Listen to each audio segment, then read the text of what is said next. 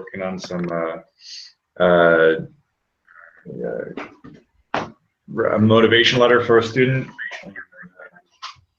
So things are getting a little crazy for the time management because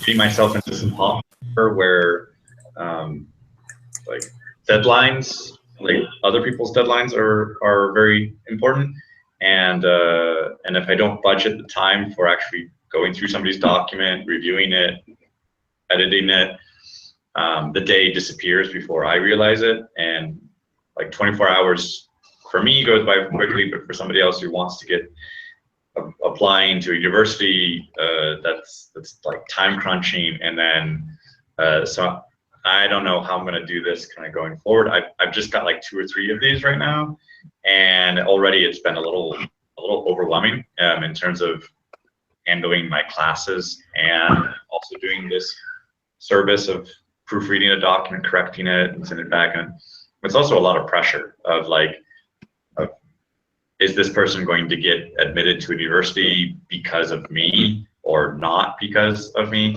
So so I have to be a little cautious of that. I'm not sure if I'm going to continue doing that. I mean, I like helping people. I like applying like writing skills and all that, but it's very time sensitive, and like writing under pressure, it's a little difficult. Like I'll have to really cut down on hours of teaching, and if I wait till the end of the day, like the expression you used with like the battery cell, that's been the perfect example of like, if I wait to the end of the day, I just want to go to sleep, and I have no energy to kind of just put myself into somebody else's motivation letter and making it like a real well-crafted letter. I think I have to do this like early in the morning when I'm fresh. So like this morning I got up probably like an hour and a half ago, and I was starting to work significantly on this letter, push through, getting ideas kind of flowing. But those little moments, they're not frequent enough. So I'm gonna have to figure out what to do with my schedule of like block off the morning hours, don't teach in the morning, and work for writing a letter or something for an hour or 2, and just let that kind of, or respond to people's emails and stuff, and then teach.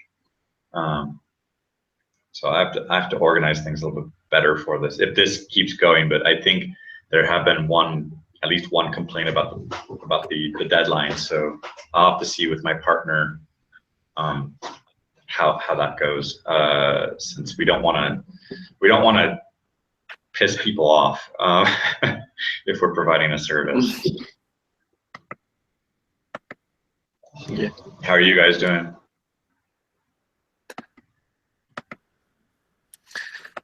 Me,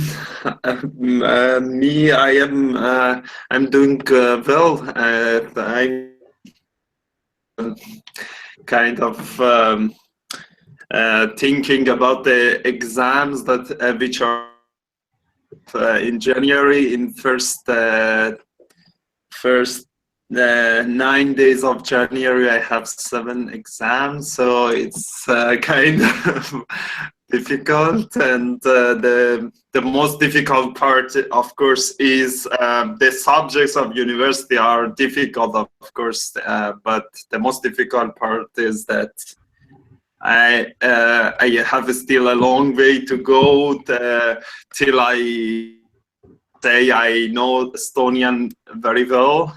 So on basis of that, on basis of Estonian, studying psychology is not a very easy thing to do. So that's the main thing in my mind. Everybody thinking about holidays. I'm not thinking about holiday or anything. I'm thinking about the first 9 days of January, 7 exams. So yeah.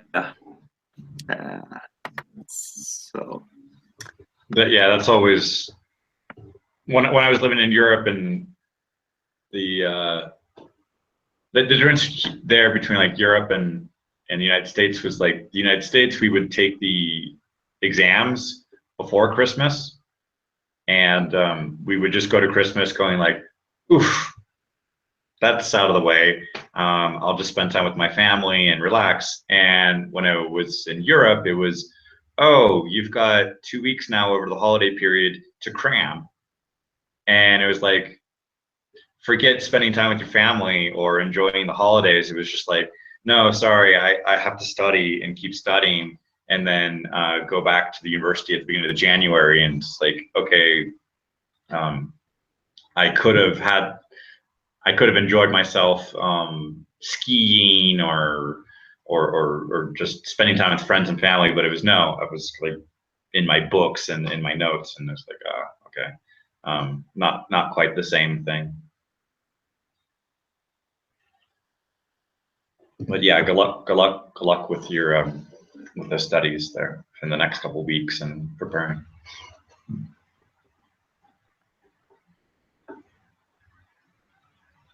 I'm looking at your note here, Moa, about okay. Yeah, you're asking about connecting your ideas before saying them. Prepositions are always a pain, no matter what language it is. Like prepositions end up being like the last thing to master. And even now that I've been living outside of the States for like 14 years, I have as a hesitation on English prepositions going like, because I hear so many things from students going like, after a while you're like, that sounds right. And then it's like, no, it's wrong. That's a mistake. So I sometimes go into one of these English corpuses. There's one that I like called the Corpus of Contemporary American English. I'll put a link here. It's organized by the BYU University in the States, and it's got about 500 million words in the database. It's spoken, written, academic, and things from magazines, newspapers, TV shows, movies, and it has a really good search function. And so you can also do what's called collocations, where you have like one or two words that go together. And I think that's the biggest thing about like prepositions, is knowing how they are being used, like in relation to other words and expressions. So if you are looking up some expression about like with regard to, you could maybe look up something like regard and try to find words that would be surrounding it. Like you can have words before a target word and words that are after it. Maybe my hands should be the opposite there. But it's really useful for that. And they have some little tutorials about how to do some of the searches there. I mean, it is very thorough, but it's been useful, at least for like the prepositions and finding adjectives that go with nouns or verbs that go with nouns to see what's the most frequently used expressions. Even I need to double check that a couple times when doing translation work to see which things are most frequently used. In terms of connecting your ideas, I think there are little phrases. I see these come up a lot of times with the TOEFL prep for the speaking sections, things like these little phrases that you would say of additionally, however, that's why, and because of that, those little linking phrases, I think you can find a lot of them for like the TOEFL and the IELTS, because people are encouraged to use those in the short speaking sections. Also in their writing, like two of the ones that I recommend for students to look up is from like Magoosh. They do a TOEFL. They do a lot of TOEFL prep materials there, and they have a template for the speaking. I'll put some of these phrases there that the little PDF that they have for this. And you can also take a look at some of the ones from the writing section as well, somewhat similar.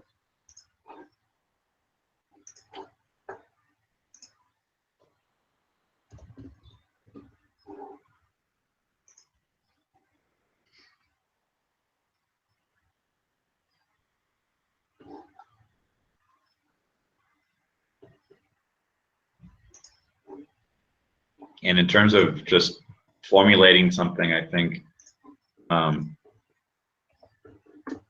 I was usually, at least for like Russian and stuff, just improvising it, saying it, recording myself, and maybe allowing a native speaker to kind of double check it. I think a lot of times native speakers can kind of filter out ideas. They can kind of, that's kind of what I'm doing right now with the motivation letters. I know, I get an idea of what the person's trying to express, and then I reformulate it in something that might sound a bit more natural, or a little more organized. So sometimes formulating your ideas, connecting them, it isn't always so easy to grasp at a foreign language and try to go like, oh, I'll try to get my ideas in this way, but they're usually influenced by your native language. So you might be putting them in a syntax that might be in Portuguese, and then maybe presenting these ideas to somebody in English to be like, oh, I would say it this way, or the like cause and effect or sequencing. I think there are things that kind of end up being a little different from one language to another. Sometimes it's a little bit of kind of trial and error, but I would say if you wait to have it perfect before speaking, that's going to be a little frustrating. But just kind of practice it, write down, get some feedback.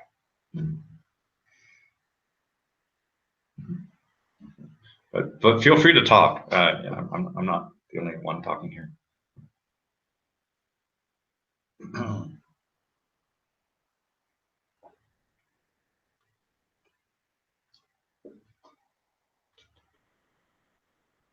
Don't worry.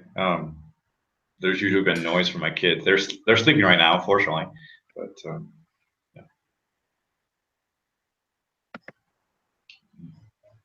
Now they're coughing.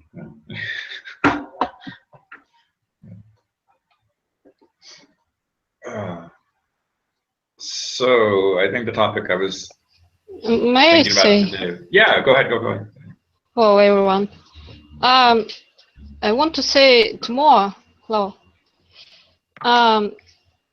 Last 2 Saturdays or Sundays, I was listening to a language conference and about improving English, about levels, how to improve English from a level B2, for example, to level C1. And the teacher of English was telling that there are 2 ways to advanced English. If it's interesting, I can tell you. The first thing she advised was to read classical literature, English literature, and you can expand your vocabulary. Even if you don't understand, you can write down some unknown words, and you can retell the stories, so you can try to improve your English too. I think it's important. You can listen, you can do exercises, and to speak as much as possible, so you can improve your level of English. I don't know more. What is the most difficult for you in English? Maybe you can write more, maybe, I don't know. As for my Portuguese, for example, I tried to write some simple texts. I want to write more, but I don't feel I can, because my knowledge of grammar or vocabulary is limited. Yes. And I met some American friend who is very creative, and he writes every day, almost every day, in different languages. And I noticed I made mistakes with prepositions too. So he corrected me. For example, I said I was on the post office, and he explained me, on the post office you mean on the top of the building, but the right thing to say is to be at the post office. Yes. I don't know. You can. I want to improve my English too, and I should maybe to retell more, to learn by heart more. I even know some sonnets of Shakespeare. When I was a student, we learned it by heart. And the language of Shakespeare is not used now because it's very old-fashioned. I don't know, but I like the way he wrote. As a, for example, Pushkin, a famous Russian poet, write some poems, and we don't use that Russian old-fashioned language now. When my son is learning poems by some Russian poets now, even for me and even for him too, it's very difficult to learn some old language, old words.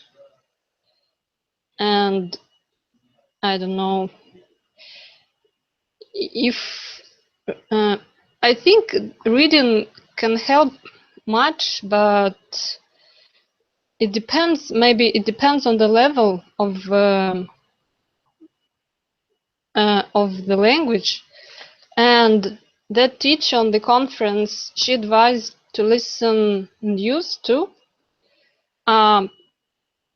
Yes, and we can listen to the real language in the news, because I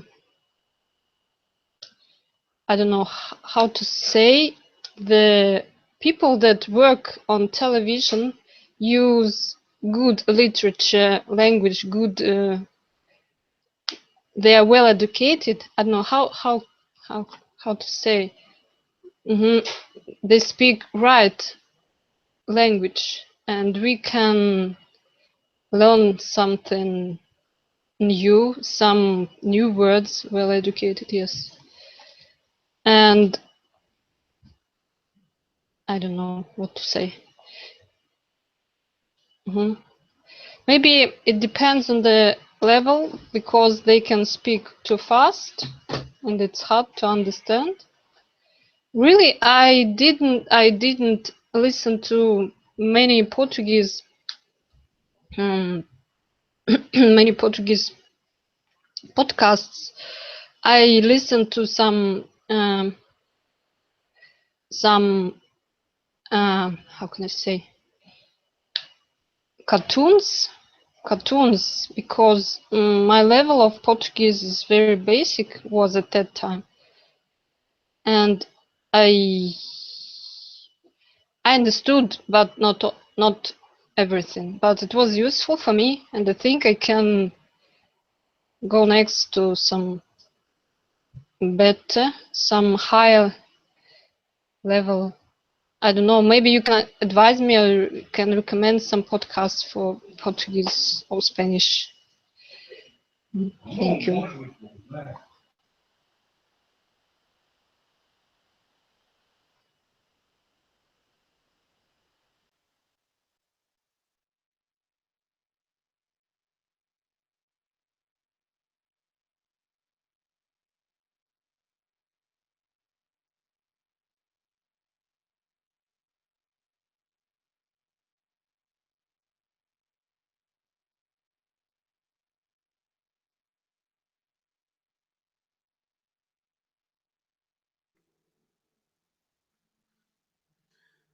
I just wanted to say that, yeah, that's the difficulty about learning different languages, because it's not just about, like somebody said, uh, for example, Estonian is not English with different words. It's like a totally different operating system. A lot of times we try to install an operating system inside the existing operating system, which doesn't work. So, uh, yeah, that's the difficulty. That's the difficulty, because if we want to translate just, for example, a simple, not a very good example, but simple example would be, for example, if instead of fast food, I said quick food or rapid food, rapid and quick mean the same thing, but fast food is what is said. If somebody says rapid food or quick food, that's weird. That's strange. People will understand, but think that's weird. So a lot of times it's not just about knowing the words, it's more than that. It's knowing how it's said, how it's usual and normal way to say things. That's the problem when we try to learn words, the individual words. But like you said, collocations, that's a great way to learn. That's why I try nowadays to learn sentences instead of words. For example, I'm interested in a word. I try to learn several sentences with that word instead of learning just, okay, for example, I'm learning Finnish, for example. Oh, for example, nainen means woman. Okay, instead of saying, instead of just learning, oh, nainen woman, just I try to learn three sentences, random sentence with woman, whatever it is. So, yeah, let's see.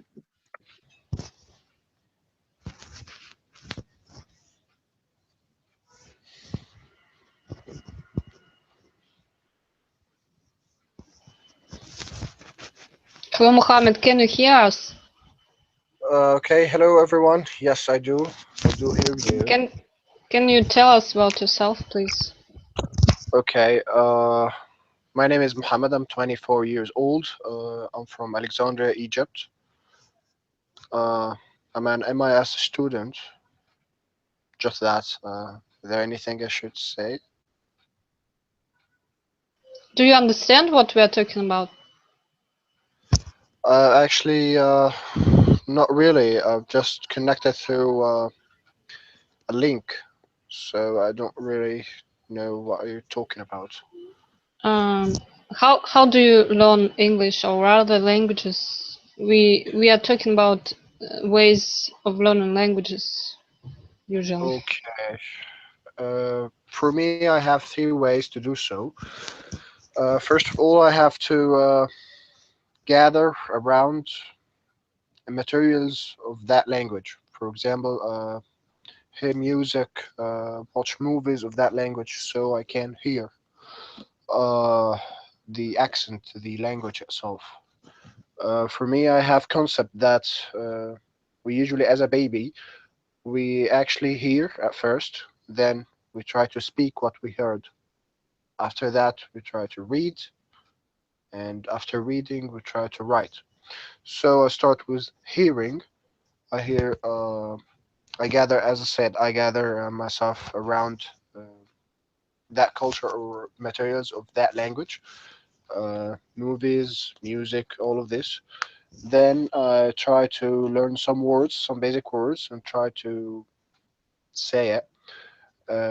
Sometimes I have a problem with the words. It's maybe a little bit difficult or something like that. For example, I had a problem with the word suggestion. It was difficult to say quickly. So I started to chunk it. That's my next technique. I chunk words so I can say it. Any word I cannot say or I cannot understand, I divide it into syllables. and try to say it. For example, the word suggestion. I try to suggestion, and every time I try to say it, I try more quickly, so I master the word and all of this. And third thing I do is taking a course online or something like that, or talking with the natives of the language. So and learn a little bit from them. Um, that's what I do.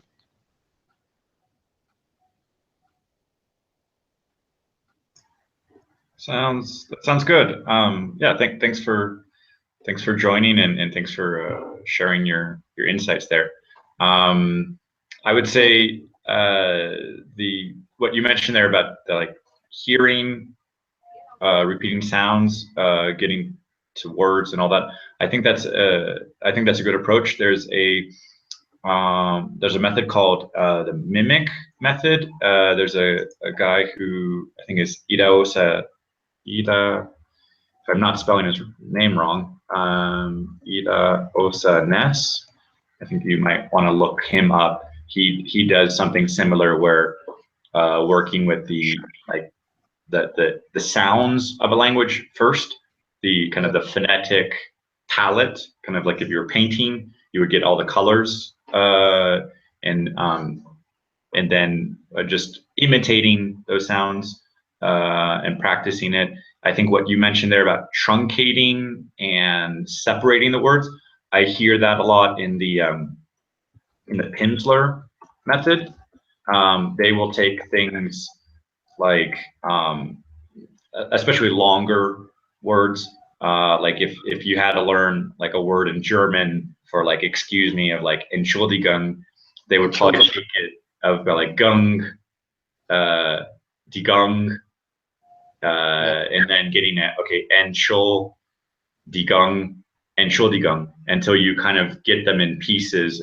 Usually starting from like the back, because usually a lot of people they catch the first sound or two, and then they lose the other pieces, and then kind of going back and forth. It's one way to kind of work with that. What a wonderful addition. Thank you so much. I'll try to catch it.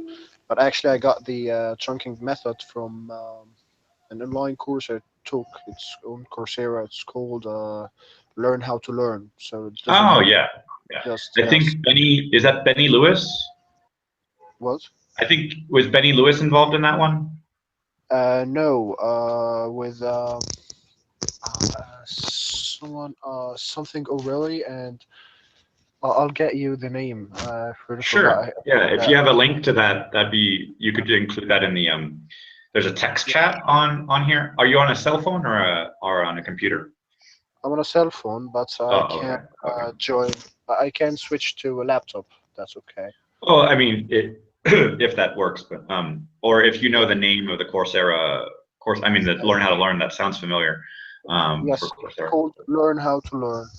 Uh-huh. It's for Emily O'Reilly and someone from Slovakia. I think he's a neurologist. So I'll send you the link. Sure. Just Or you can even post that in that Facebook with this the Hangout for today. yep. I'll text here in this Hangout. Sure. Yeah, but that course is not talking about language only. It's talking about how Oh, okay. it works. So that Okay, I help see. you in everything, not just language. Yeah, you can apply those techniques. Yeah. Yeah, you can apply the techniques to multiple domains. Yes. Mhm. And it's also talking about the analogies, how the analogies helps you with everything to understand your thinking modes, the focused mode and diffused mode, the frontal lobes, and all of this. So I think it would help anyone want to learn how Hmm.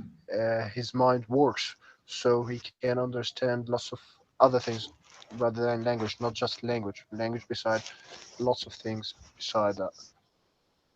Who So is the main teacher on there? Sorry. I think Emily O'Reilly. I think I don't Emily. really remember the name, but yes, I'll get you the names and the link of the course. But just give me some moments, please.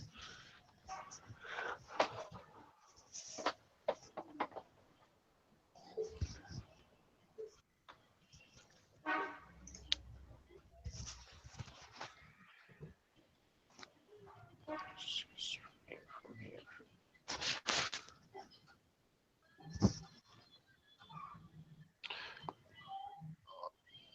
Okay.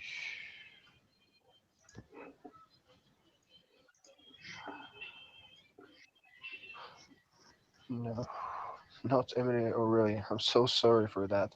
It's Darius No, no. Novisky and Harper Oakley. Oh, okay. I think I found that there. Yeah, from the University of San Diego.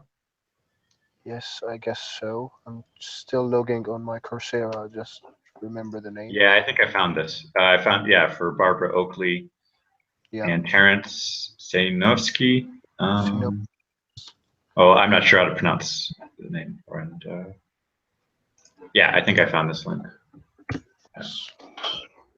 I think I heard that Benny Lewis may have done something in there, maybe briefly, with some involvement about language learning. I think he was. I saw something on his website mentioning that he was asked to contribute something. I may be wrong.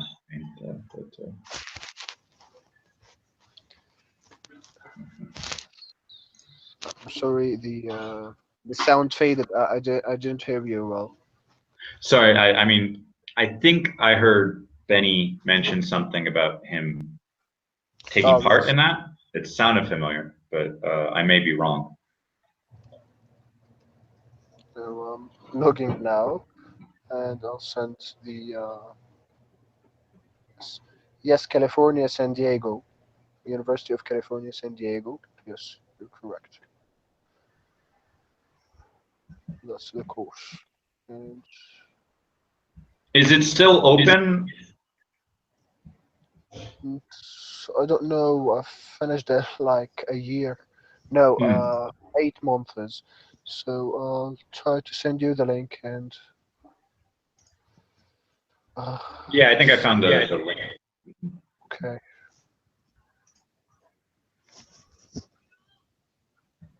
So you found it already?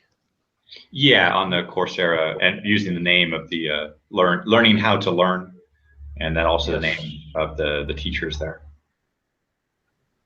Yes, Pro Oakley and Terence Sinowski.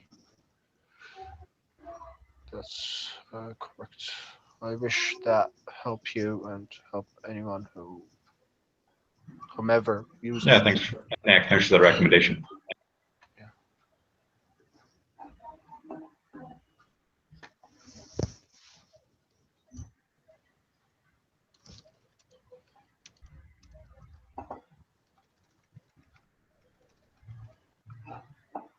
Oh, actually, it says it's starting actually 2 days from now. Like a new one. Mhm.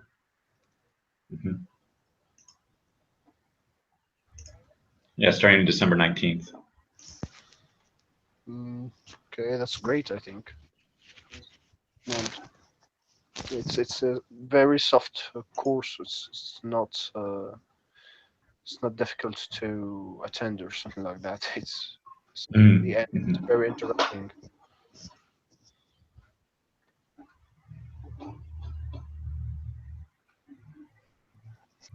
So I think there's someone entered after me. I think Moa.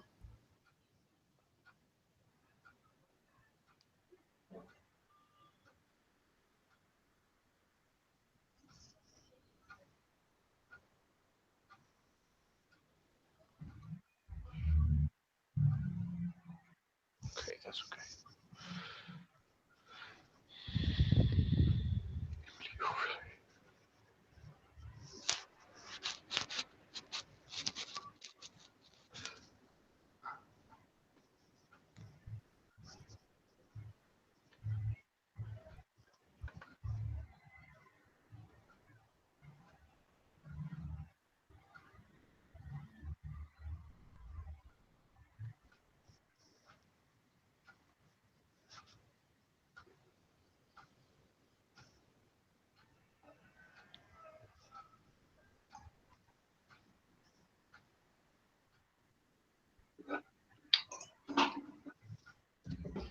I was trying to participate in that course, learning how to learn. Yes, as I remember now.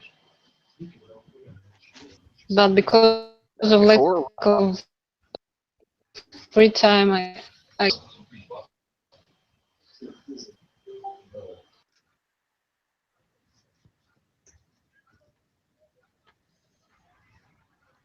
sorry, my Yeah, internet connection is.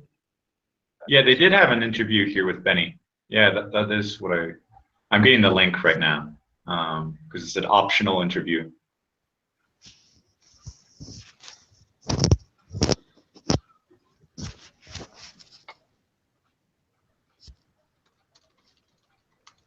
Yeah, they had this in here.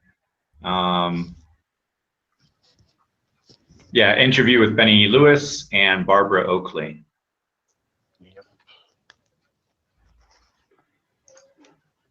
Yep. Yeah, this did sound familiar. Also, there are some emails they send every Friday that contains a recommendation for a book or an article to read, and all this that helps your mind so much. I've really that really helped me so much in many of things. Uh, Even though in languages. Sorry, I'm talking in general, moreover, but uh, I think that everything is connected. There's nothing to such language. Everything is generalized.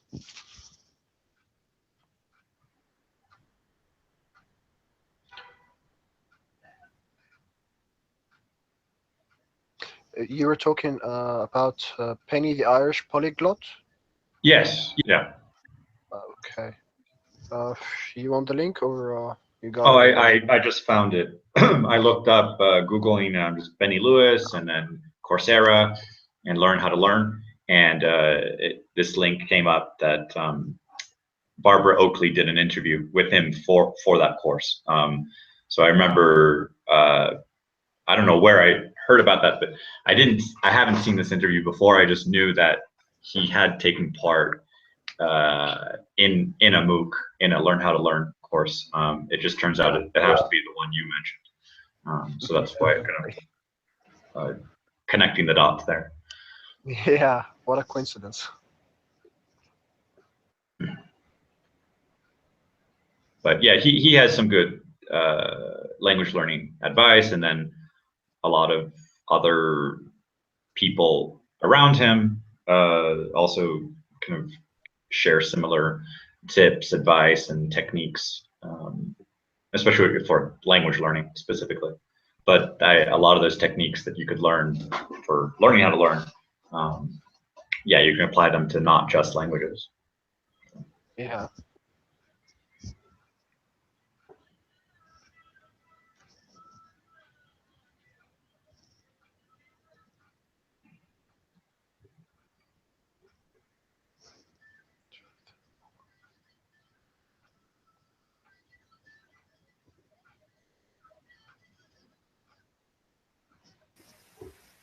Do you hear me? Yes. Hi, Peter. How are you doing? Oh, fine, thanks.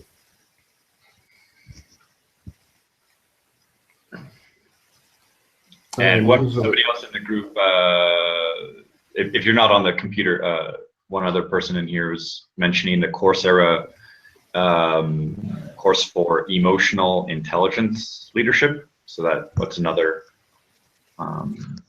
course that had good review.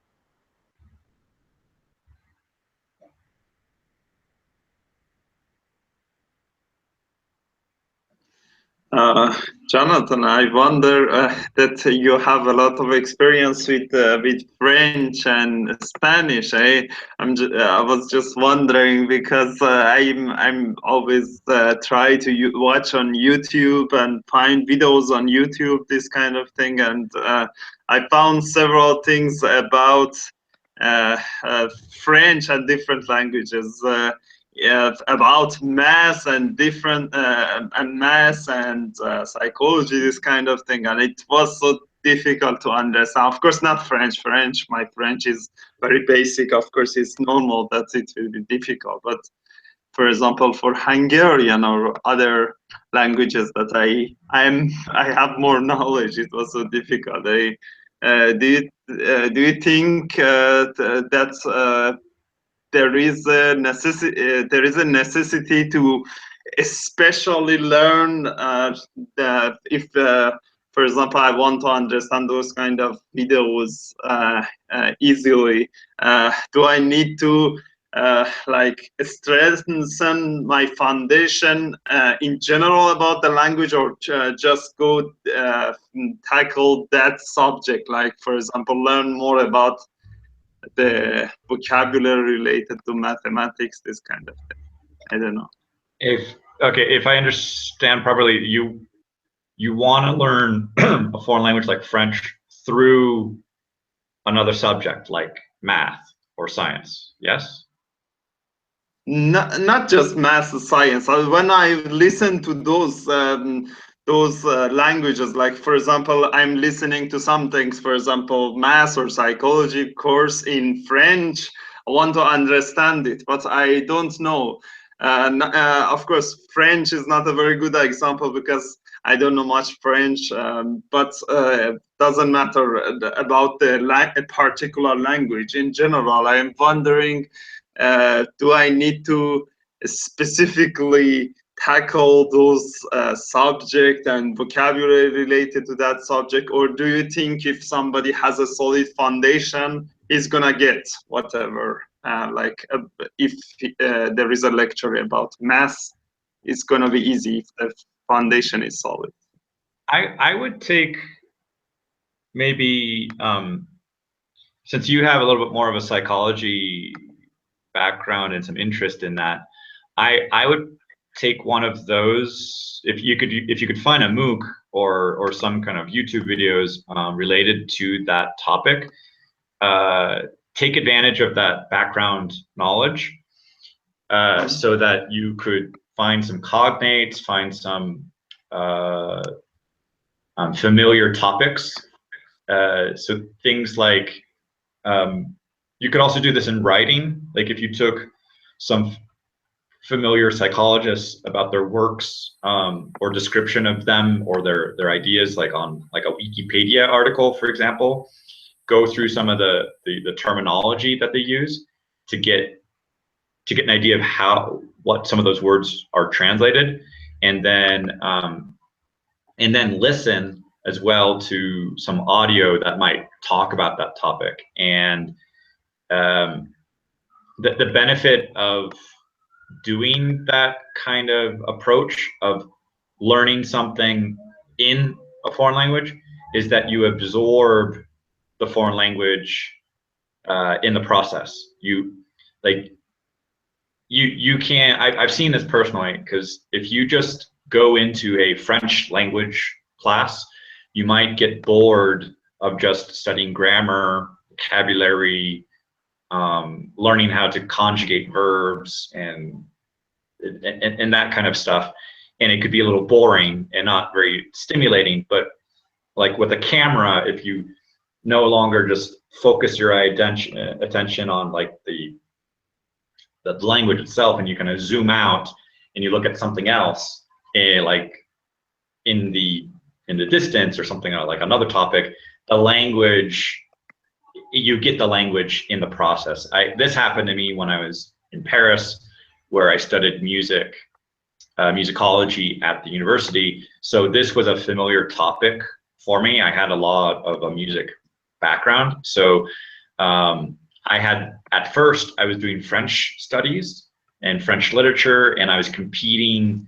with other French native speakers about how to write essays and a lot of these like really complicated topics in French, like intertextuality, which was an interesting topic about how one topic might influence another one, or it might be in the kind of top of mind and just things are connected. It was interesting discussions, but I had to defend myself in French, but it was with other people who were native speakers of French. And I couldn't compete. It was too difficult as a foreign language. But I went back into music, and then I had more of a musical training. And at that moment, I was more experienced than some other people. So I felt comfortable talking about these topics, even though my French might have been a little bit weaker, or academic French was a little weaker. I had conversational French. And then this forced me to really improve my speaking, my writing.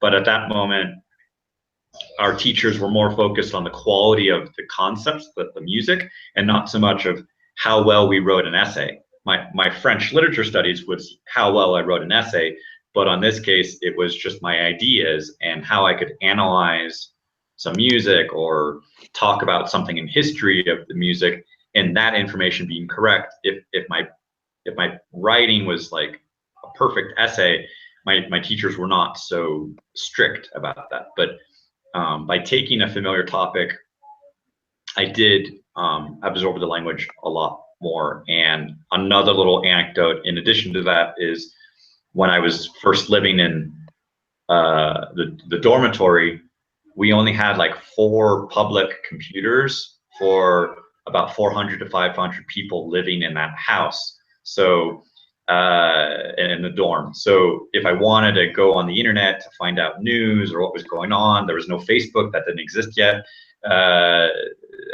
Twitter, Facebook, none of that stuff existed yet. So I could only check my email briefly while waiting for people. So if I wanted access to information like the news, I was really just on a student budget affording to take the free newspapers that they give at the metro or the bus. And I was going through those newspapers not with the mindset of I want to learn French, but I was reading them with the mindset of I want to know what's going on in the world. And in addition, I was learning a lot of French vocabulary, French grammar, French expressions. At the time, I couldn't afford a TV, and then a friend sold me one like a year later. So then I did start to watch the French TV, but at the beginning, it was just I had these newspapers, and I did start to learn more about the language. I had a conversational thing, but then I was using it as a tool to learn something else. And so if you took something like math or psychology or some other subject of this kind of, not just learn the grammar of the language, but use it to learn something else, you do acquire a lot more. The language becomes like a learning tool. And then it's you connect with people, you connect with cultures, you put the language in a context. It's not just in a boring grammar book. You can actually use this. And if those communities for learning the language, if you can join a MOOC and it's in that language, then you can start talking with other people about that topic. And then that gets even more interesting, and not just a language exchange where like you want to talk to this person to practice it. If you have a shared interest, then it's even more interesting, and it's no longer really a language exchange at that point. It's just like 2 of you are talking about this topic. I think when it's sometimes just what's going on in the group right now is there's just a lot of these comments there of like your English for my French or your English for my Spanish, and it's getting a little annoying because it's like it's just a commodity, like your batteries for my cell phone. It's like there isn't really much human contact there. It's just like you've got a pen, I sell paper. Okay, let's do some trading here. And I think I need to kind of intervene a little bit more and tell people like who you are, what your interests are. It's like there's going to be a little bit more of a more effective interest in communicating with people. It's not just like, okay, insert here, and I will give you my language knowledge and like the matrix of like installing something. Like, okay, I want to learn how to drive a helicopter. Okay, give me 5 seconds. Uploading, yes. Okay, now I can do it. So I think these like exchanges, they need a little bit more human contact there. But I like your idea there of studying a topic in a foreign language to like use it as a tool in the background. One question about what you said. I don't know what is the opposite, because I'm not sure. That one that you somebody goes directly to study the language, they say deliberate learning. What is the opposite? No, I don't think so. What can be the opposite? Like natural learning? I don't know. Yeah, it could be natural. Not deliberate. What is that? I don't know. Is there any word, a special word for it? Like unintentional, maybe unintentional. Like okay. Yeah, but that's the but I was thinking it seems hard, but I don't know. For example, your knowledge of French is you have a lot of experience with French. For example, that link that I sent is a video from Khan Academy in French. I think it's about simple math or something, but just I'm wondering, is the daily stuff like learning daily stuff is enough for understanding this kind? Of course, this is a simple one. I don't think it's a difficult subject, but in general, I'm sometimes thinking it seems hard. For Hungarian, it seemed hard for me to understand about math. It's hard at first. It's hard at first, but it does get easier. Like that video, I mean, you're doing math, and I was showing something to my parents when I was learning Russian about 5 years ago. Oh, Tatiana's gone. But I was working with something that was using text to speech with like Excel, and what was it? It was yeah, I was doing something with Excel and audio files or text to speech as well. And I was creating these audio questions, math questions, so that I could practice my numbers. And it was going like, okay, like to use a French example, it would be like 50 plus 70. And then you're going like, what are those numbers? But it's not just learning the numbers. It was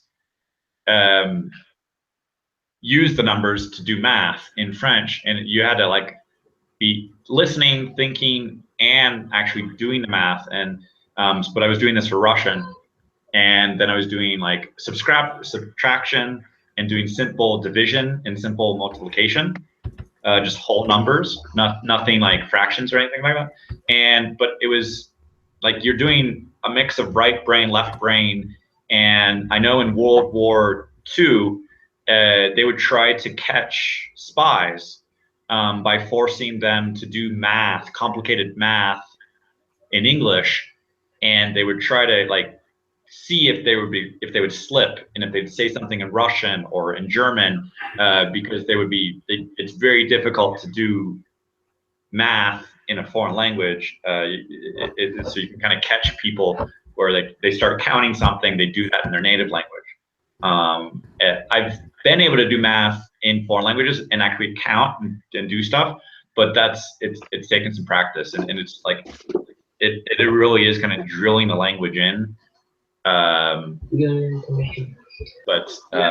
it can be done. It gets easier over time. And so like now, if I listen to those Russian audio files that I did there, it'd be like, oh yeah, 40 40 plus 50. Okay, that's 19.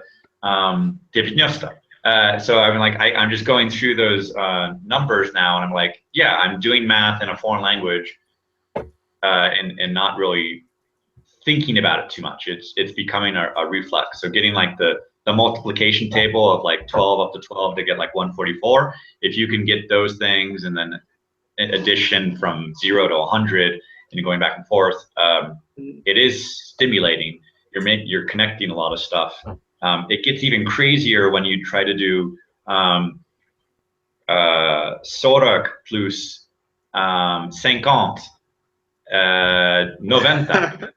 That gets even crazier, where you're like doing multilingual math equations where you add one number in one language to another number in another language, and then you give the result in another language. That gets kind of crazy. But by forcing yourself to mix and match, you become more.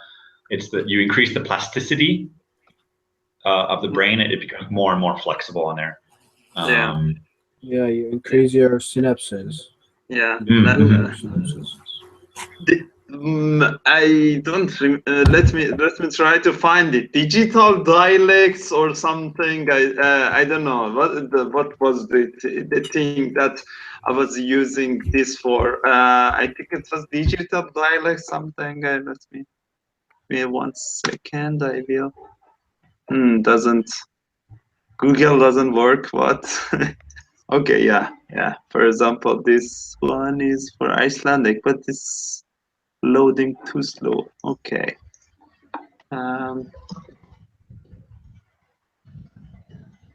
No, that's not it. But for this things that you were saying, I was using this one. Where is it? Yeah. This one, like when I click on the play the game, then play the game, and then it shows all those equations, and I have to like tu plus stratio 16. What is 16? Shoot you? Is it or what? Yeah. So, and there is a time pressure also. I put a multilingual calculator on my website. That's when I was trying to do everything with text to speech with the Google text to speech. But I got really frustrated about that like 3 years ago, because I didn't realize that the text to speech, when you make a call to it, it only works when it's coming from an anonymous website. So when I was testing my code, it was working. It would get the call for the audio to come back as the MP3. But once I posted the code on my website, the call would no longer work, because Google would say, "Oh, this is coming from a website," and they would suspend the audio file, because it was now being like abusive for like this could be used from a website. So I can give you the code for the calculator, and you can put this in like maybe 18, 20 different languages, and you can do it with a calculator. So it could be like math of plus or minus. It also had dictation, so it would have like a random number generator between like 0 and 100, or even 0 to 1,000,000, and it would just give you this really long number, and you're like listening to these hundreds of thousands, hundreds, and you try to get all these numbers, put that in a calculator, and like check it if it was correct, or switch the language, and then like, oh, it's that, and then you put the number in. It was just one of like my crazy ideas for working on numbers, but it did help. I would get kind of work up the 0 to 10, and then 0 to 20, and then 0 to 100, and start working with those numbers. What is that? What is it? You used website, or you said it? Yeah, on my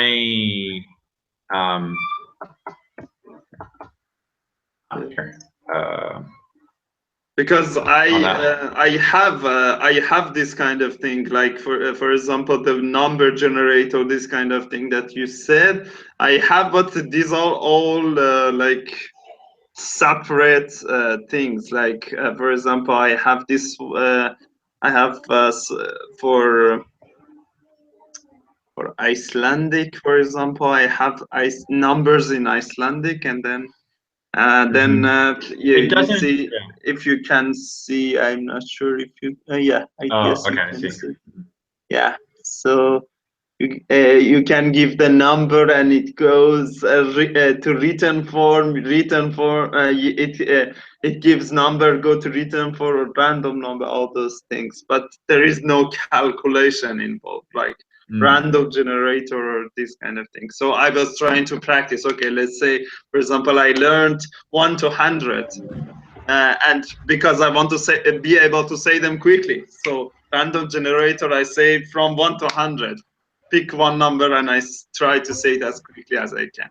I try to do it so many times until I feel confident, and then I repeat it maybe 1 week later or something, because one time is not enough. I'm gonna forget.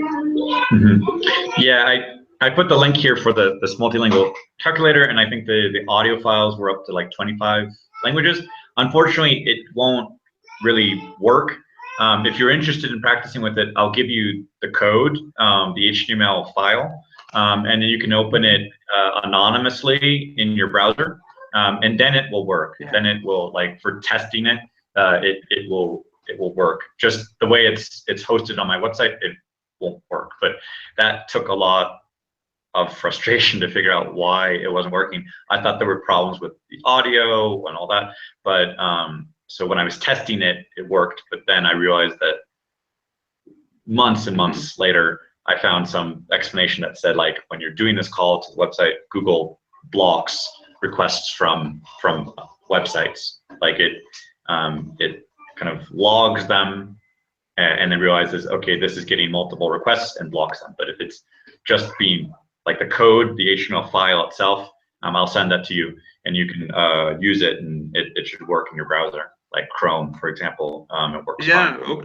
Okay, because you said code, I wasn't sure. Is it because I don't know about coding? I was wondering, I'll give you is the it gonna file. work for me or not? Okay, yeah, so I'll give you the file that's kind of self-contained, and when you open that file in your browser, it loads the JavaScript HTML and the call to the Google text-to-speech, and you'll get the MP3 file, which is the point of the exercise for the listening comprehension. but is what these languages that are there? Which is it languages chosen? I mean, offered by Google, or which Yeah, website? it's the ones that are off. That's the ones that are offered by Google that have pretty decent audio. So there's Arabic, Chinese, Czech, Danish, Dutch, English, American and British, Finnish, French, German, Greek, Haitian, Creole, Hindi, Hungarian, Italian, Japanese, Korean, Latin, Norwegian, Polish, Portuguese from Portugal and Brazilian Portuguese, Russian, Slovak, Spanish from Spain, Spanish from Latin America in terms of pronunciation, and Swedish, Thai, and Turkish are the ones that, like, at least that was 3 years ago, what the Google text-to-speech for the translation services, which were like decent quality. They may have added a few more. There are more, but the audio files back then, they were very computer sounding, like a robot. So I didn't include those ones. They were a little annoying to listen to. They may have added a couple more. I haven't checked lately, but at least those 25 main popular languages that. So it seems most of languages that I'm trying to learn are there. And other than Estonian, Faroese, and Icelandic, these three. Sorry. Yeah. Yeah, you'll have to tell Google, not me. But since I'm just using their They're Yeah, but that's a good idea anyway. I was doing this manually, like in my head, trying to say everything in my head. I had no way to listen to anything, so that's even better than I didn't have this before. So yeah, but yeah, so the yeah. I'll send you the code file, and you can play around with it. yeah. Yeah. So for some strange reason, I just listened to this videos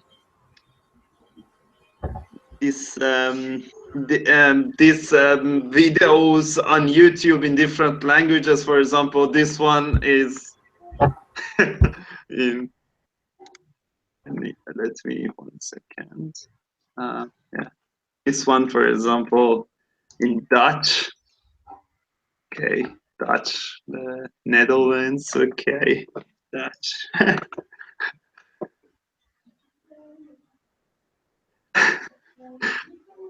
So basic math, but okay, but the purpose is not learning math. Like it's just listening to that language. Another thing I did there with the numbers was a digital clock.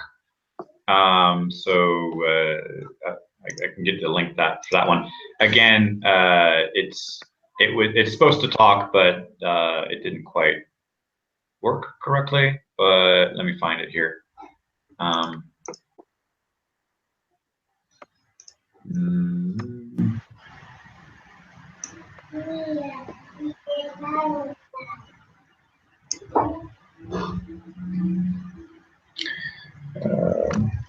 And one thing I was trying to use even to my advantage that not always trying to use the language like you said for not always trying to learn the language for let me try to find it. Where is it? Not always try to use the language just for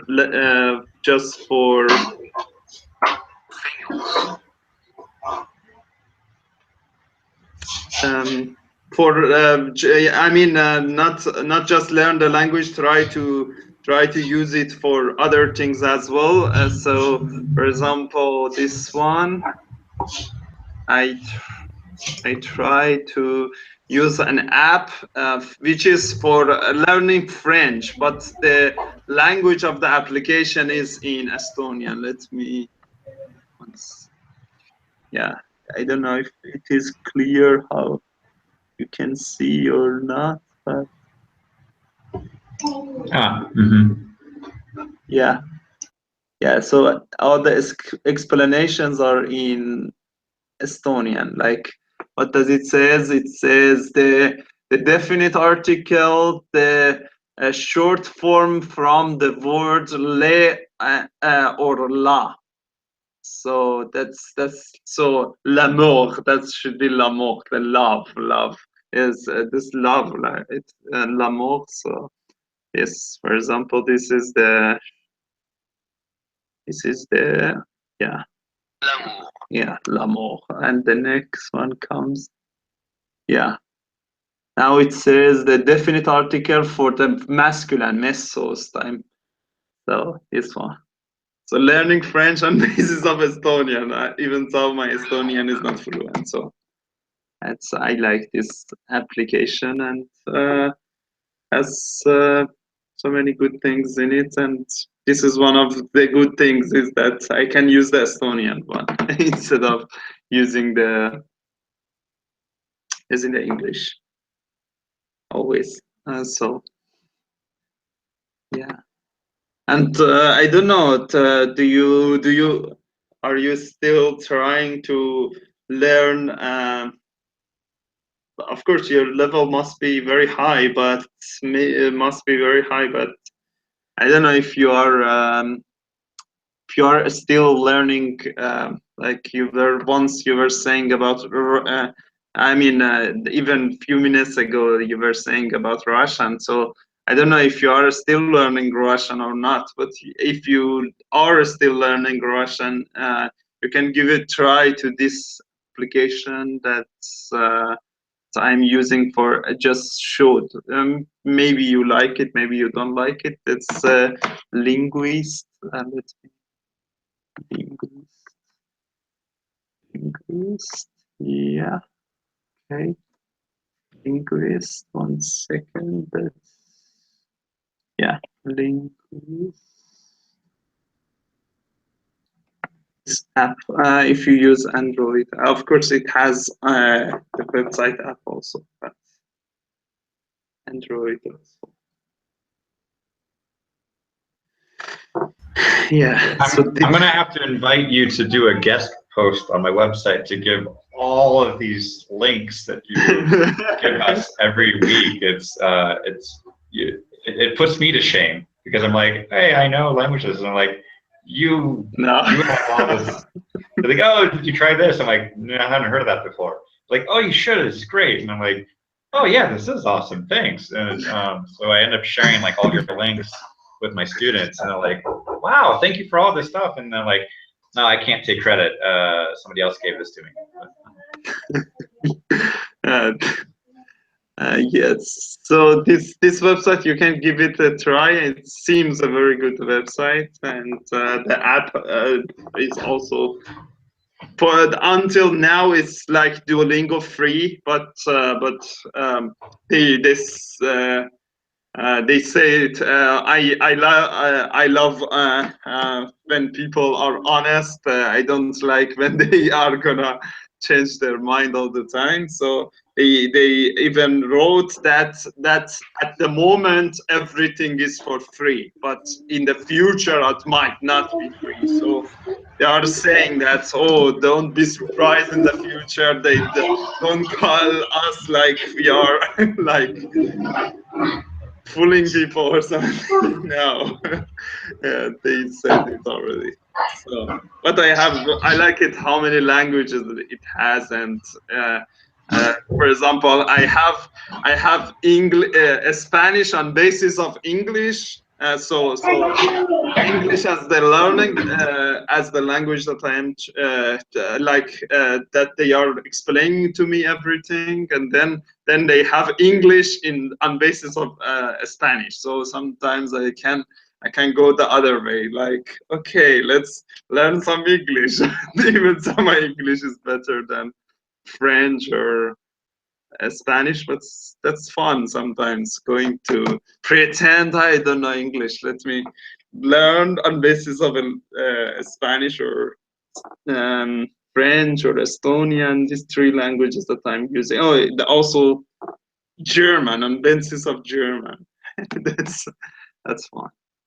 But yeah, this is one app that I am recently using a lot. I use it more than Duolingo nowadays. Of course, last week some days I kind of killed the Duolingo. I don't know, 1,000 points in one day, but other days I'm so inactive, I'm not doing anything.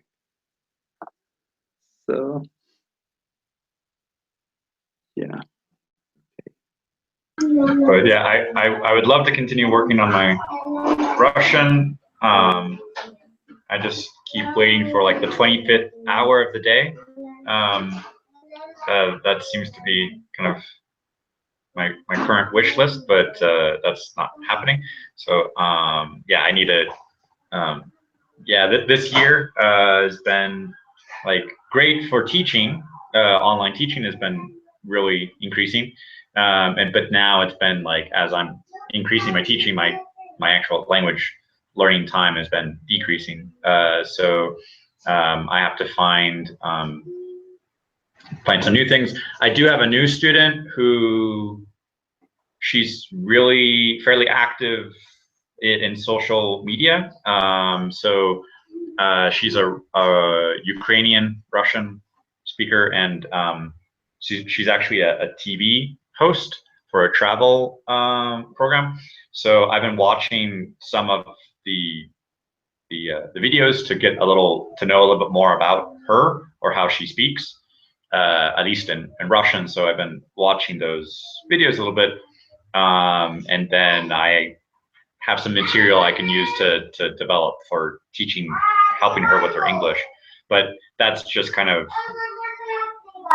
research purposes to know about my student. I'm knowing about her content, not so much so I can really work on my Russian. But this does kind of lean towards what I said there about using like music and French, where I'm not exactly just learning Russian through grammar exercises.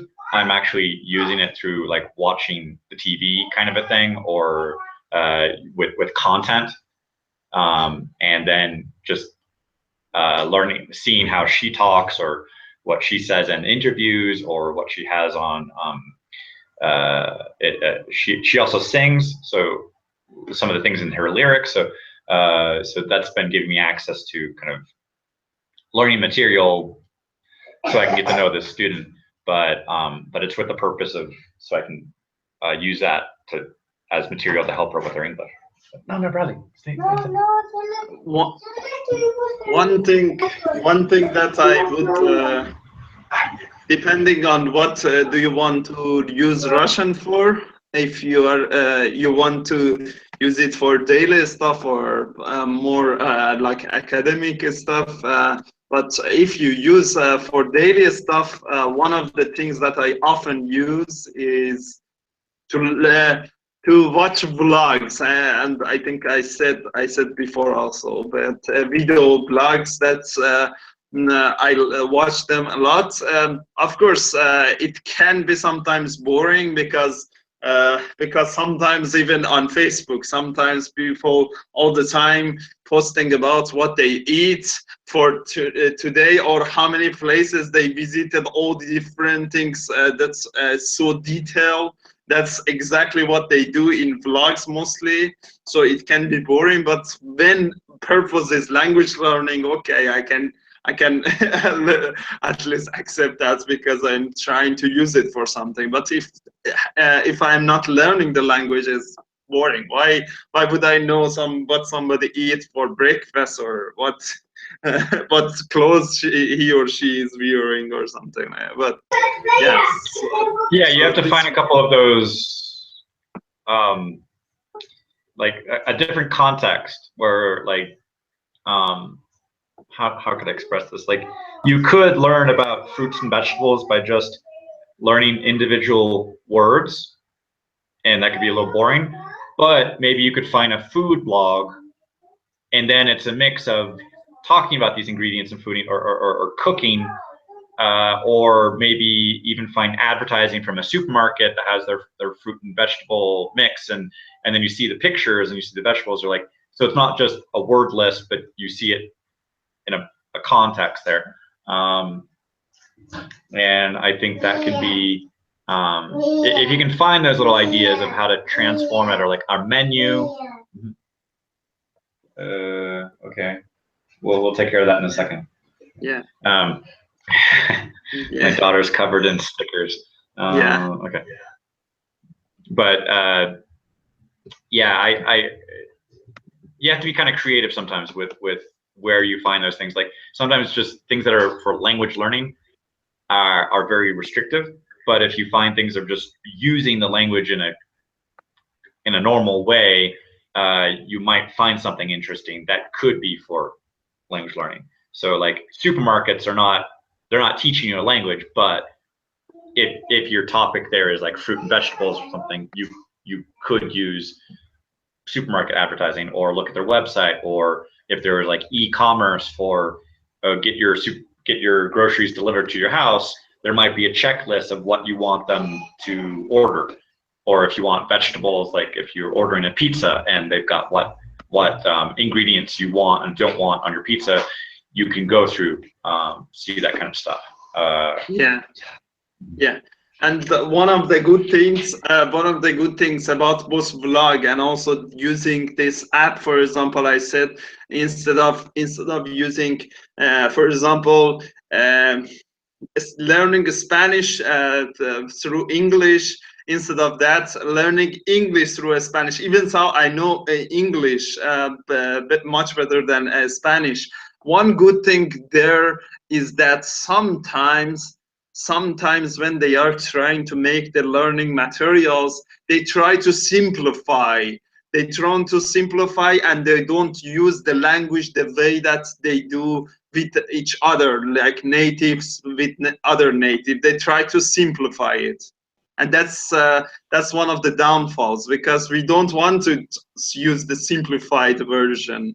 We rather use the version of the language that's it's a spoken usually normally, but in these learning materials, a lot of times they try to simplify. That's why I like a lot of times through that target language. Even for phrase books, instead of, for example, if I want to learn Spanish, instead of finding a Spanish phrase book for English speakers, I'd rather find the English phrase book for Spanish speakers, because the Spanish parts will be written by natives, and they write the way that they talk, not to simplify. Oh, this is learner, let's simplify, be easier. No, that's not what we want in the end. In the beginning, it's hard to understand, but that's what we want to use to, not simplify. Hi, Roland, can you hear us?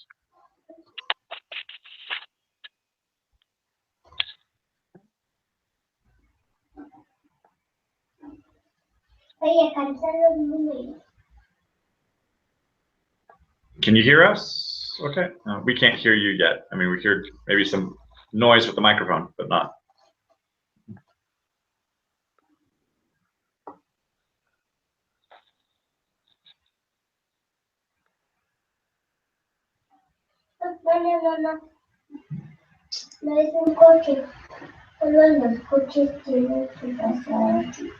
I invited Roland to join our talk today.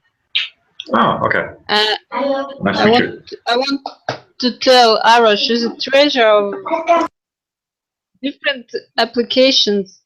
Every time we meet, I find some new applications, and time I try to use about Pomodoro technique, and you posted a link to the complies, and my friend from America told me paid to use that site. If you register, you need to pay. But if you don't register, if you don't register, you don't have username or password. You just each time that you want to use that website, you have to put the name and then let me try to find it again. Let me try to find that website that I said. Compliance. 32 minutes and then 8 minutes break, if I'm not mistaken.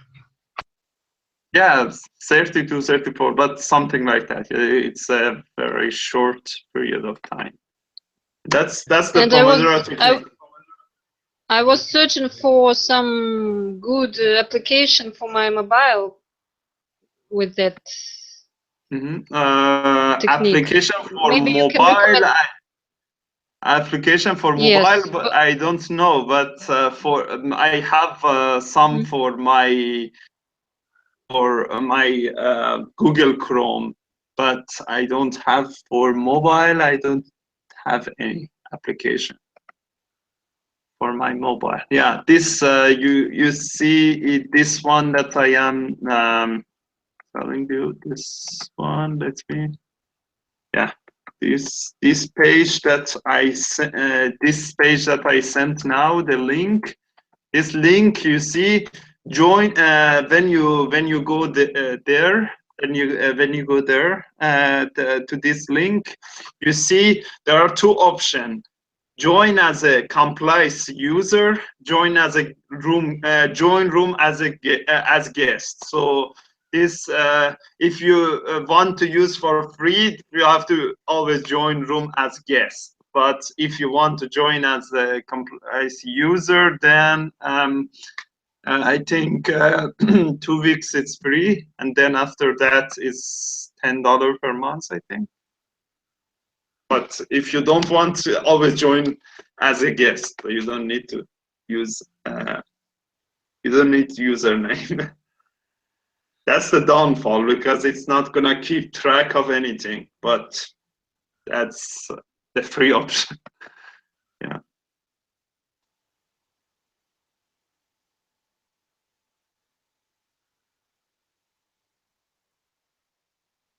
Do you use that link usually when you study? I sometimes use it, but not that often. I use the app on my Google Chrome and other things more often, but not that much.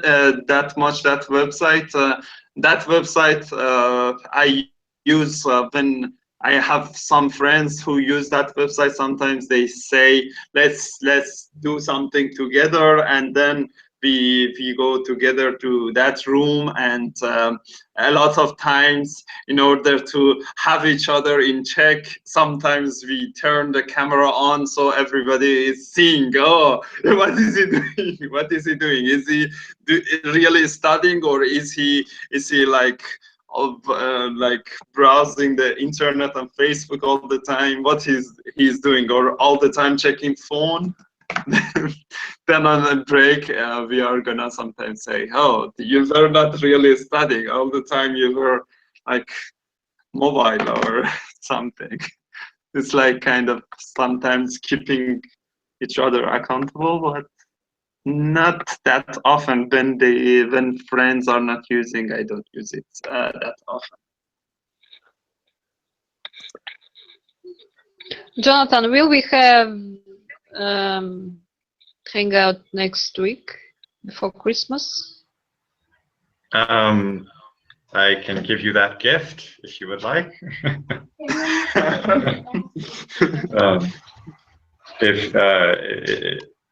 If you have been well behaved this year, then yes, we will. Yeah. But last year, I think the dates didn't quite work out quite. Like last year, it was like Saturday for. Like I think Christmas was like on a Saturday and New Year's was on a Saturday, so it was just like, yeah, we were all kind of busy.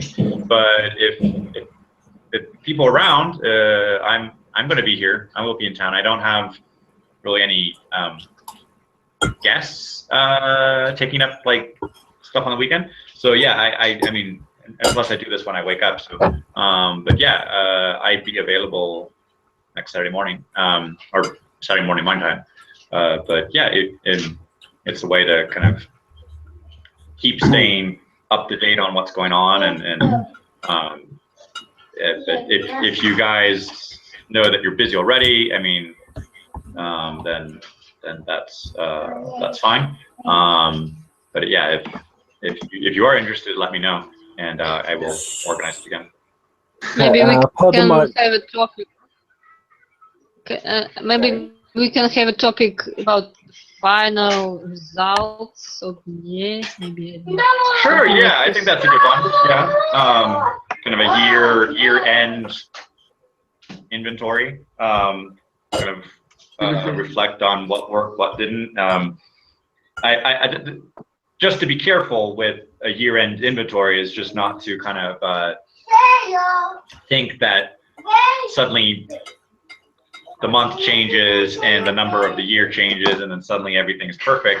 I think we're a lot more realistic than other language learners. So I think just realizing, okay, a week or two later, we're still the same people. We just need to figure out like how are we going to continue working well. I mean, the start of the year, January, it's nice to say, okay, I'll start from scratch. But like, okay, I'll be great this year. It's like, I just want to be realistic. It's like, No, I'm the same person. not You really. changed, yeah. Okay, pardon my intrusion. Just want to ask two No problem. or three questions. First question, if this hangout is your idea, live one, the live hangout, is that your idea? Sorry, can you say that again? If this live hangout is my audio? Idea. Oh, the idea. Well, it's community based, but we've been doing this every Saturday since August 2015. So this has been about a year and a half now. Wow, that's great. I'm really happy that I finally found out such hangout. Second, about the here of being realistic, because my connection is very bad, so I couldn't hear all of things, but I heard realistic and New Year and all of this. But sorry, I disagree with you for being realistic. Yes, you have to be realistic, but not in all of times. Creativity, your mind, freeing your mind, unleashing your limits from time to another is something great. Giving up some realism and be visionary a little bit gives you a better opportunity, I believe. Uh, it's all about your mindset. It's all about your brain. It's all about your beliefs. So there is a sentence I really like, a proverb, which says that impossible actually means I am possible. The word itself means I am possible. So Uh, maybe yeah, there was something also by Phil Smith that what was it? I'm trying to remember the saying. Being realistic is the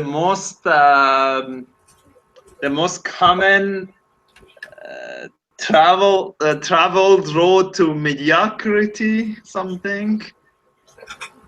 Something. Yeah. So that's I don't I don't agree with being realistic. Also, the only thing is that that we need to understand is that Aristotle was once said that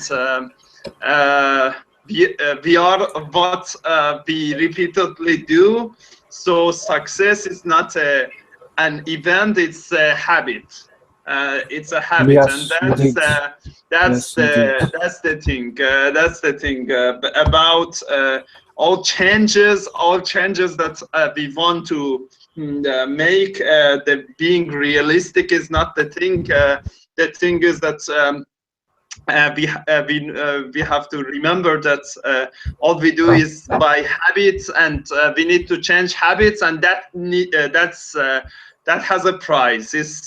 And the price is high because it takes a long time to make a habit, and it's gonna be hard. Sometimes I am not gonna feel like doing that thing that I said I want to do, but when I am committed to that cause, that's whatever I want, then I cut other possibilities, say, oh, I want to make that habit. And once the habit is made, I'm not even thinking anymore about that. For example, let's say I study 15 minutes, let's say I study 15 minutes per day, like Estonian or whatever language. I'm not even worried anymore about how long, how many months pass, how many days pass, how many weeks pass. I just know that byproduct of what I am doing, that habit is my success. So I'm not even worried about it anymore. Where is the result? I'm just relaxed. That's if I do that, that's enough. I'm gonna reach the result I want. It's just a byproduct, and I don't need to. That's the main thing. That's the main thing. How we can, like Jonathan, the last week, if you remember, we were talking about staying the present. That's being process oriented, not result oriented. And in order to be process oriented, we have to think about habits. The habits matter when we are the process oriented. If we just care about the results, oh, what I just do this, like how can I get it done quickly? But if it is process, then that's not gonna be important. So.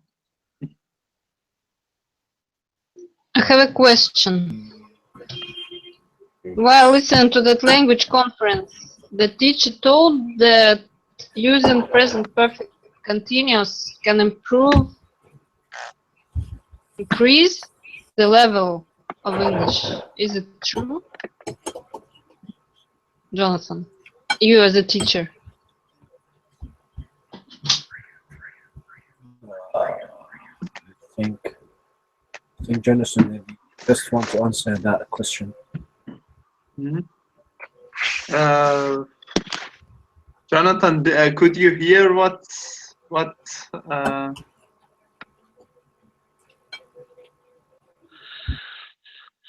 Jonathan, could you hear what Tatiana asked? Yes, or you can hear, but yeah. much Yeah. Okay, I didn't read the. For example, I have been learning English. Oh, for example. Yeah, the present perfect continuous. Yeah, those are frequently used, and yeah, they are frequently used by native speakers.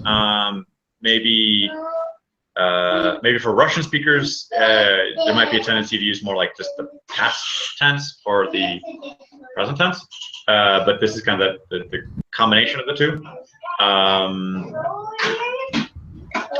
Yeah, you kind of need to observe it being used, for example, in writing or text.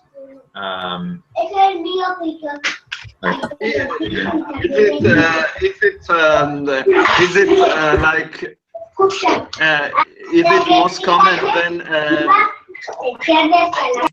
Is it the best kind of tense to be used when the time is not clear? Like I did something in the past, and then the time is not clear.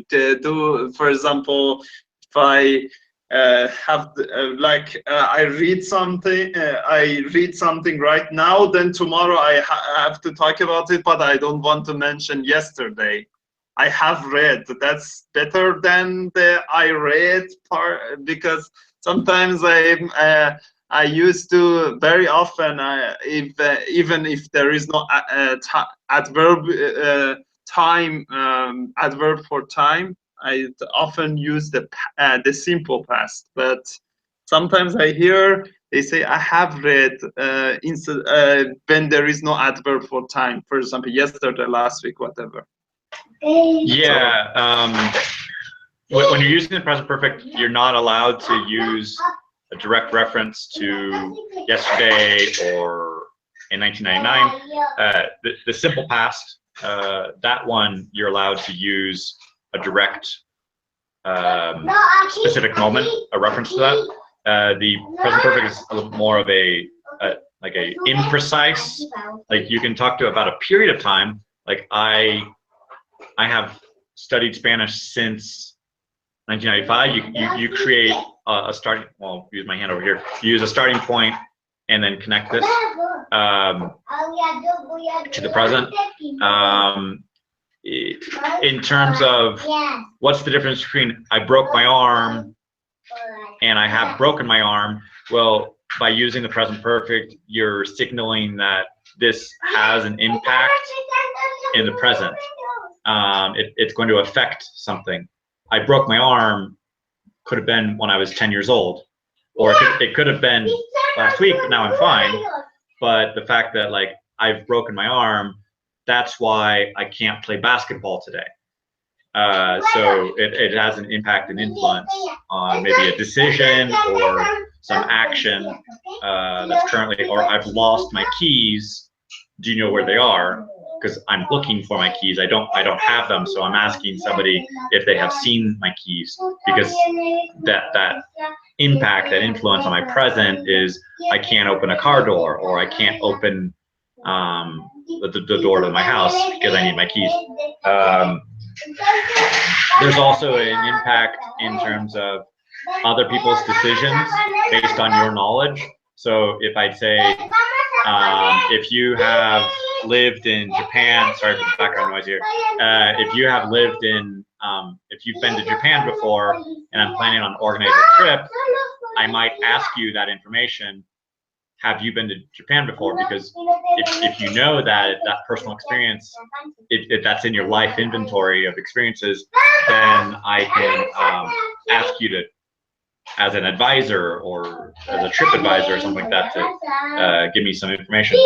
In terms of a job interview, we would ask people like, have you worked in this field before? Yes. But then once you recognize that they have that experience, you want to know if it's recent or not recent, or how much expertise they have in that field. So like, yes, I have worked in that field, but that was 10 years ago. So, okay, yeah, you have that experience, but it's old, it's not recent. And then you say, okay, have you worked in this field before? Yes. How long have you worked in the field? Oh, I've been working in this field since 2010. Oh, okay, this person has experience. Plus, they're demonstrating that they've got recent experience for like 5-6 years. So that might be, in terms of choosing candidates for a job, you might want to take not only experience, but recent experience and accumulated experience that's up to date on there. What's another thing here is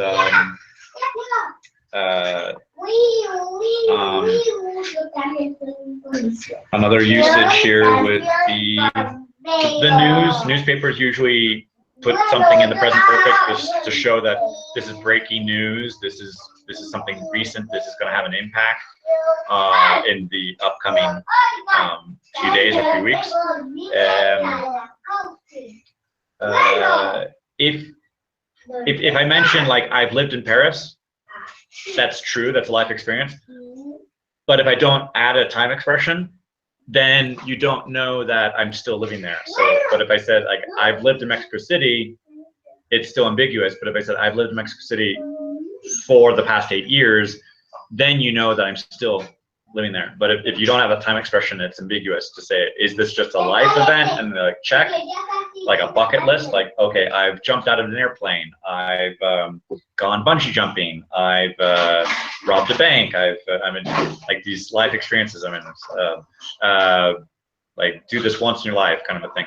Or if in terms of like talking about how many times you've seen a movie or read a book, maybe you use that multiple times. So the present perfect is more quantifiable. We can count things. So I've seen that movie 10 times. So that means I'm an expert. Or I've never seen that movie, so I know nothing about it. Or I've read that book 5 times, so I know that. Or I visited this country 5 times, so you could ask me for tourist information. So that's a little more the quantifiable thing. The present perfect continuous, there the focus is a little bit more on the action itself, not necessarily the result. So Michael Phelps has been swimming since he was a little kid. Bruce Springsteen has been singing and writing music since he was a teenager. Stephen King has been writing books since he was a teenager. But if you want to quantify that, you say, okay, Stephen King has written over 30 books. Michael Phelps has won over 25 gold medals. Maybe I'm wrong. And Bruce Springsteen has written over 50 songs. So if you can quantify the number of medals or songs or books, or this person is a travel writer, they've visited 50 countries, something like that. So when you can quantify that, it would be in present perfect. And if you're focusing on the action, is it more the continuous form there?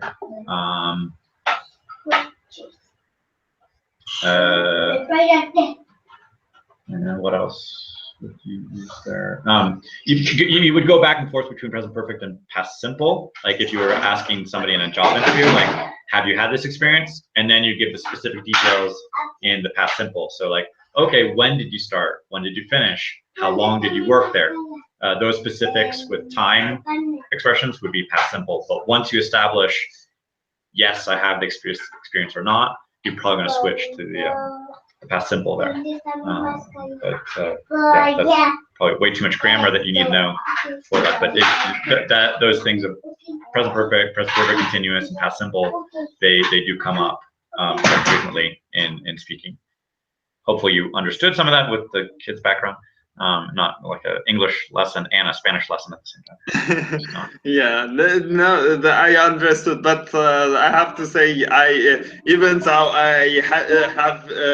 I've been speaking and studying English for years, I never really gone deep into the tenses. I could not even name the tenses. Like there are, I don't know how many tenses in English, 14 or something. 12. I couldn't even name them. I couldn't even name them. But yeah, I'm used to using them, and the problem is that in the beginning when I started to learning, a lot of my learning was by language exchange, and most of them text chat, not voice chat. So and a lot of them were non-native speakers. So a lot of times I might have picked up some wrong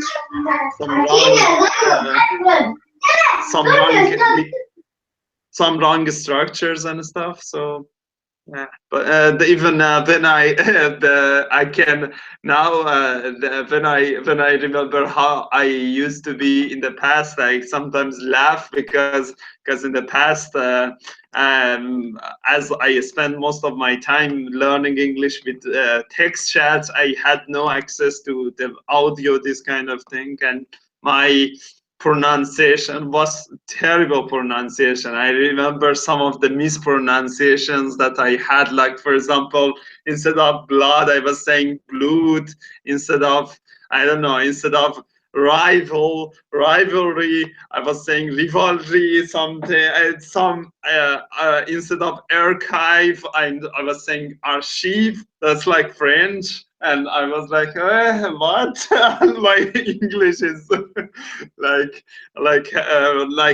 for when people are happy and excited, hooray! I was hooray. I was thinking hooray. That should be hooray. What? All these surprises. What? All these years in my head, I was talking to myself in the broken English. What? We learn from the mistakes. And now I laugh at them. I said, oh. Yeah.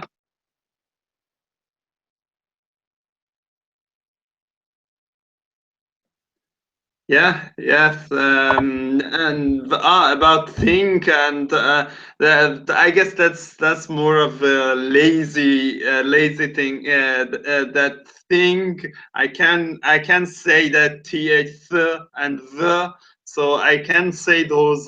Sometimes it's like a kind of lazy pronunciation, or the only one that I have no idea, I don't know, I am gonna work on it and learn how to do it. The only thing that I can't make I can distinguish, and also I can't make the sound for whatever reason, I don't know why, but I can both distinguish and make the sound is W and V.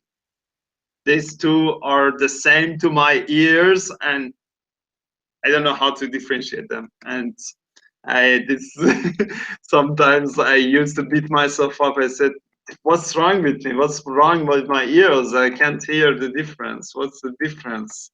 What can I do? Or for Estonian, which is like a Spanish, I can make that rolling R. For whatever reason, I can't make that rolling R. And sometimes I beat myself up. Why? I can't, but okay, whatever. I can't fight everything, and be sad and beat myself up for everything, whatever.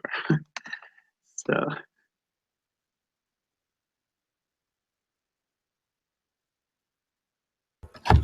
Okay, well, guys, it's been a pleasure to be with you today, and I've really that was really beneficial for me.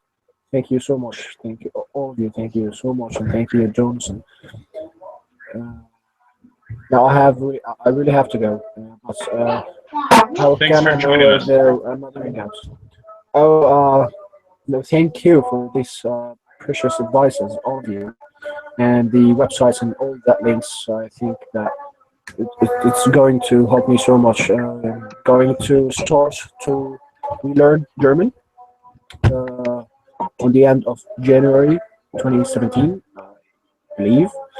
And about this realism, Jonathan, I believe that with my attraction rule, I believe that 2017 will be much better for me than 2016. And planning to do lots of things. So, first thing I'm going to do is that I'm going to again learn and master German, Deutsch, and I think the the clock site you sent and these other links would be very helpful for me. So thank you, thank you, thank you. If I know where you're from, thank you with your language. So where are you from, Jonathan and Arish and Tatiana? Yeah. So yeah, thanks again for joining, and yeah, thank you for your comments there about the realism. Yeah, I think yes, you and Arash had a very good discussion there. I stand corrected. So I'm originally from California, but I've been living right now in Mexico, and I've lived in Europe. I lived in France, but I'm originally from Southern California. And I'll let the other guys introduce them. Okay, Tatiana, I believe that you're from Russia. I'm from Russia, yes. Yes, so spasiba. And Mm. Arish, Yeah, I was born in Iran, but I don't consider myself from Iran. So I live in Estonia. So I rather associate with Estonia. So Estonia. no, okay. Yes, language I can say thank you. Well, how to say thank you in Estonian? It's Aita. Let me. It's Aita. Us every Saturday to practice. Yeah. Aita. Aita. So Arish, Aita, Arish. Thank you all. And I'd like to join the other hangout. Is there any hangout on next Saturday? Yeah. Yeah, at the same time, right now, if you're in Egypt, then what did I say here? It was. It should be the same time or 1 hour before my time.